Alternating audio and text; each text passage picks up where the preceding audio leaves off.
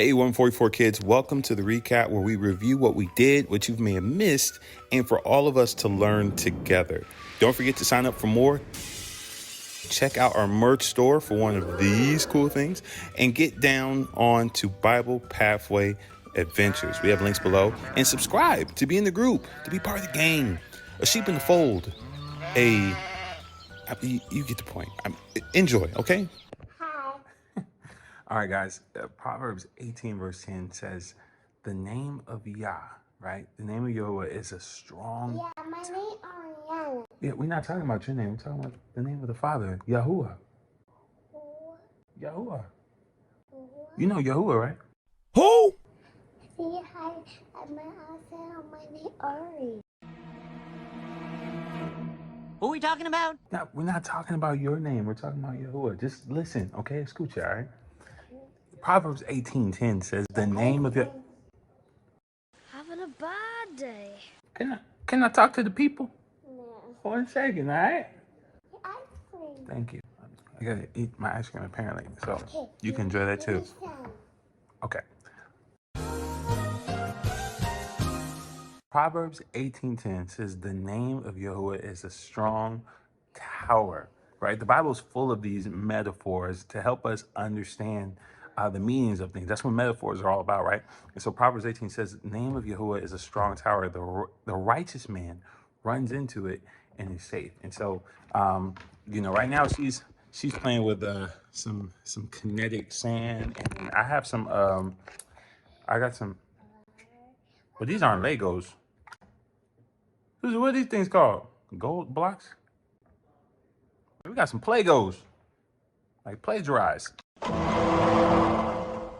Anyway, we're going to emphasize strong tower with this right here, okay?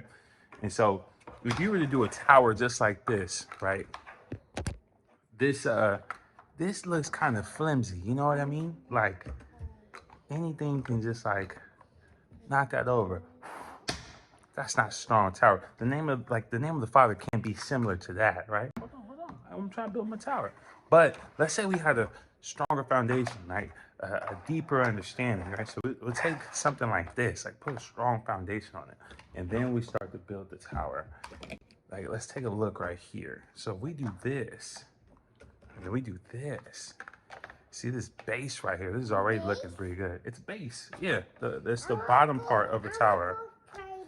It's the bottom part of the tower. Huh? You got saying. I'm trying to show what it's like to be I'm trying to give an example of what the name of Yah is like. All right? You want to see? So here, how about this? You want to help me build the tower? Yeah. You want to help me? Okay, so take this piece. We're going to get that out of here. That looks like an astropole. We don't like that anyway. Take this piece right here. Put this right here. Right here? There we go. Nice. Okay, and so we need to keep building this up, right? And so every time the Bible says, like it says, a wise man runs into this tower. It's almost like a place of safety. You got that one? Go for it. Good job. All right. You want to do these two as well? It's almost like a place of safety. You put it down there. That's not a bad idea. It's not a bad idea. Hey, I'll put this one right here. Now look at that. We got something that is quite formidable. Even if we were to build it up a little higher. Hold on. Even if we were building up a little bit higher, it'd still be super formidable, right? And so this, you can't really knock this over just with a long gust of wind. And so it's kind of like a reminder that the name of Yahuwah is so powerful and so important. And that this analogy in Proverbs 18 talks about it should be a place of safety for us, right? There's nothing more powerful than to call upon that name, right? And just to show you, I'm going to pull up an example of a scripture that's similar to this, right? 2 Samuel chapter 2, verse 22, verse 3, it says, my Elohim, my rock, in whom I take refuge. We see this, right? Psalms 91, right? I say that Yah, my refuge and my fortress, in whom I trust, right? And so the name of Yah is so important. Just calling him Elohim or people commonly known to him as God, that's not enough, because this name is so powerful, has the ability to protect us, and we should run to it when we're struggling or going through things. Am I right? Yeah? You drop scissors. Yeah. Am I right? That's good? Yeah. Yeah? Yeah. Yeah? Yeah. Okay, well, you want to say bye to everybody? Yeah. Say bye. Bye. Bye. Bye. Big water. All right, we got one more. Hold on, I just couldn't resist showing you guys this one. So take a look at this. The Bible talks about putting on the armor of Yah, right? Putting on the helmet of salvation, right? Say helmet, salvation. Yeah. Helmet, salvation. Breastplate of righteousness. The sword, the sword of the spirit. For the spear and then And then, yeah, we're gonna get to the kneecaps. Then you have the shield of faith. Yeah, the shield, like the shield of faith. No. Come on, Levante, go shield of faith. Seriously. All right, and so you have all of these in it's almost like invisible armor to us. Well, it's not invisible. It's very, very real in the spiritual realm. But sometimes it's hard to wrap your head around how that works, what that protection is like. I'm gonna come back for my ice cream, okay? 1 second, all right? I can't help myself. I like good food, okay? So it's hard to wrap your head around what that looks like, having this invisible armor. But you can tell when times are tough and when you're leaning on the Father, when you're leaning on Yah, like that refuge, right? That fortress, there is a protection there. And so I thought this was a really cool visual example of what it looks like to have that protection, especially when the storms of life come around, right? When things get really hard, when you see the Father come through. So check this out.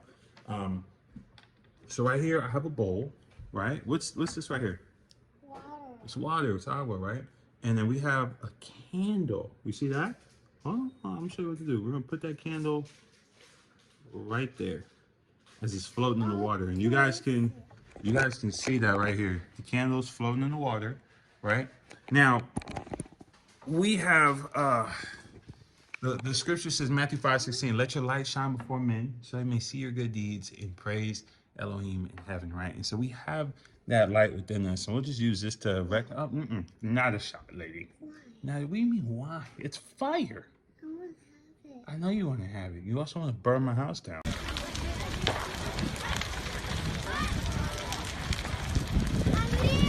So look at this. We're going to light this right here. And this is going to represent that light, that fire, right? Hold on. I'll tell you what to do. Hold on. Relax. And so if we're going through life and moving around, you can kind of tell and see, like, things are fine. But when life comes around and water keeps moving and the waves of life start to move, are you trying to blow out my candle? Yeah. Don't blow out my candle. See, we already got spiritual warfare happening right here. Be your own people, huh? Prophet's not welcome in his own home. You know who you talking to. So, but when the waves of life come around, like she's even doing, trying to blow this candle out, it's not going to happen. Doesn't matter if the waters rise or the winds blow, we're going to protect this. Take a look at this. Even if it's pushed down, it still doesn't lose its light. How cool is that? Look at that. And so this cup kind of went out. I kind of left it down there a little too long. But you get the point. The cup is hold on. Hurry, relight it for effect. There it is. The light never went out. But the point is, this cup, this is like the Father's protection, right? It's almost like it's invisible. And so when things get tough, we have to lean on him because this is the thing that's going to protect us, right? And so we'll do it one more time. You want to do it this time? Yeah. Here. I'll hold it. Be careful. Whoa. Don't let no water in there. Look at that. Good job. Okay, bring it up. Need some air. Yeah, you did it. You did it right. I actually put the fire out. See, you gotta be like a child in order to get this. So that's super cool. So when we think about this armor, we're putting on this armor. This armor is supposed to protect us. And it doesn't matter if we are in an environment that it's not helpful for the light that we have. We can still exist even in water, even under the surface of the water. How cool is that? Is that pretty cool? Yeah. Okay, you wanna blow it out? Yeah. Go ahead. You've been waiting to do that. Waiting to do that, man. Oh, you didn't even blow it out. Go ahead, blow it out. That's a resilient light right there. Don't stop believing. All right, can't really see. All right, I got one more. Check this out. So we've talked about like the power of words, right? Like for example, Jeremiah 15, verse 19 says, "Therefore, this is what Yah says: If you repent, I will restore you, that you may serve me. If you utter worthy, not worthless words, you will be my spokesperson. Let this people turn to you, but you must not turn to them." So at the end, it talks about being set apart, right? Keeping his commandments. Don't do what the rest of the world's doing. But that first part I thought was interesting. He says, hey, only one of the criteria he gave is he said, if you utter worthy words and not worthless words, right? And so when I thought about that, I thought about worthless words, and and I'll say something, right? Things I wish I could take back. And just because you say something, if you say something that's not edifying, if you're saying something that's going to cut somebody down, that right there it's super painful and super destructive. You want to say things that are going to encourage people in their walk, right? Right? You know what I mean?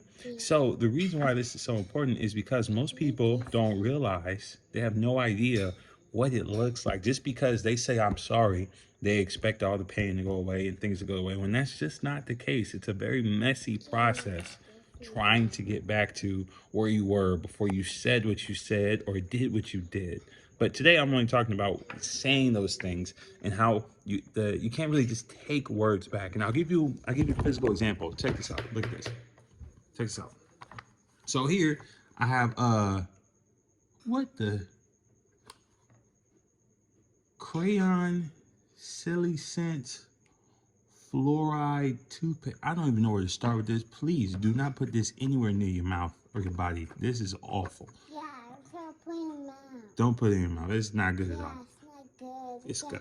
You gotta eat food. Yeah, you gotta eat fruit, real fruit, right? And vegetables. Yeah. Yeah, to do what? So you can get strong? Yeah. Yeah, so you can get strong. And you gotta get carrot, broccoli, it's strong for you. Hey, you heard it here first. Carrot, broccoli to get strong. And apple, and I get strong for me. Yeah, that's what I'm talking about. High five. Ooh, ow, relax, okay? I'm so strong. You're too strong. So look at this. No, you just want to hurt me. I want to show you an example of, like, after you say something, how hard it is to take things back, right? And I get it, sometimes you say things because you're not paying attention, or you just don't have a lot of awareness around what's going on or what people are doing. You're only thinking about yourself and how you might be hurt. And those people are the people that do the most damage, unfortunately. Yeah, this is toothpaste, but not anything you should actually put in your teeth. Don't touch this. Please don't have this in your home. I bought this for arts and crafts. I can't put your teeth. Oh, toothpaste upstairs. Yes, we have the real toothpaste, coconut oil type stuff upstairs. So take a look at this. I want to use this as an example, right? How do you get toothpaste out of a toothpaste jar? Huh? Hold on. I'll let you try it just a second. First, you pull off the little protective sticker. And then in order to get toothpaste out, you have to squeeze it, right? So here, let's do that. You see that coming out? You want to squeeze some? Here, squeeze a lot. Mucho. Put it all over right there.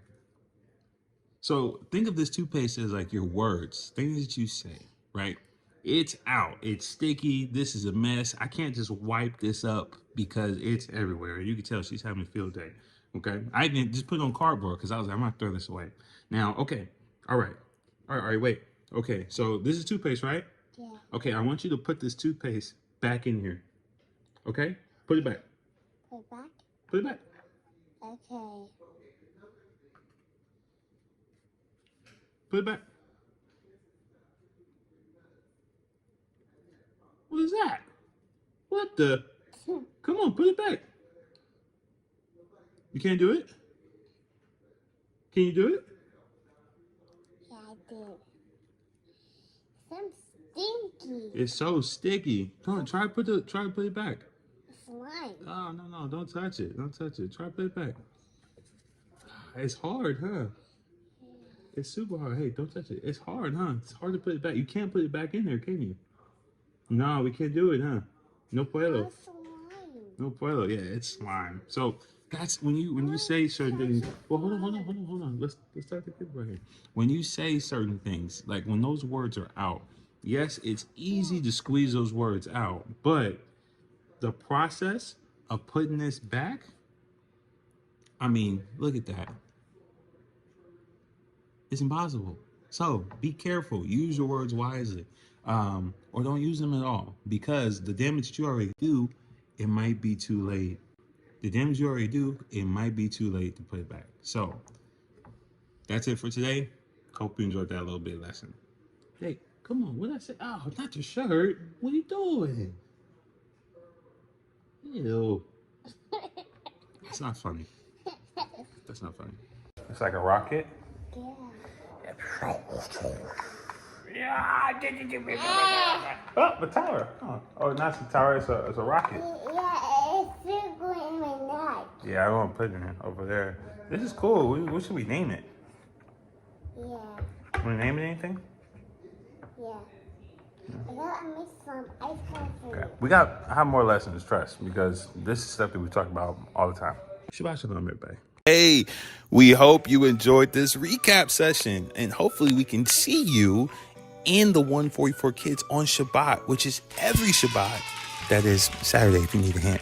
We take the first Shabbat of the month off, but these videos will be uploaded as soon as we can.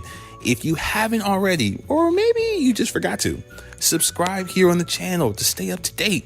Sign up to join us live for 144 Kids. And remember, Yeshua hamashiach, our Messiah, man, he's the way and the only way. All you need are the Father's laws and commandments, his Torah, those moadim, his feast days, those family holidays, and Yeshua, our Messiah. That right there, that's what we need moving forward. Man, we love you, and we cannot wait to see you in the next video. Hopefully we see you live on Shabbat. Until then, Shalom. Peace be with you.